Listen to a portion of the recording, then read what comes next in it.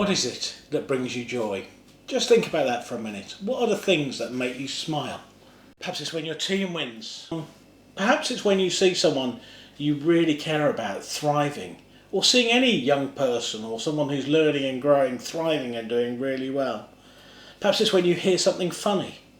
Perhaps it's when someone gives you a present, or someone's encouraging you or saying well done. All of these things make us smile.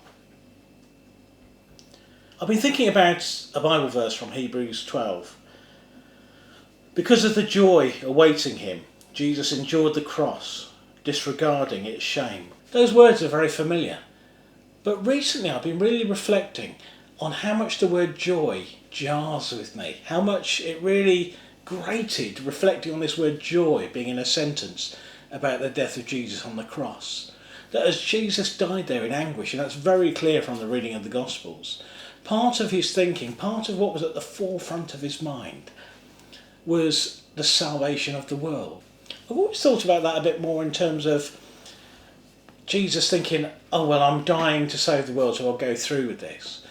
And I've been reflecting on what it means for actually him to focus so much on his calling and what he was achieving, that deep in the midst of all the suffering and anguish, there was a sense of joy. It wasn't a gritted teeth thing only. There was a sense of, I'm dying to achieve this. I'm dying to save the world. What about us? Sometimes I think we give up because we focus purely on how we're feeling and we forget what God has called us to. And so when the going gets tough, we perhaps stop. We serve God when it's convenient, but when things are difficult, we sometimes don't persevere in the way we should.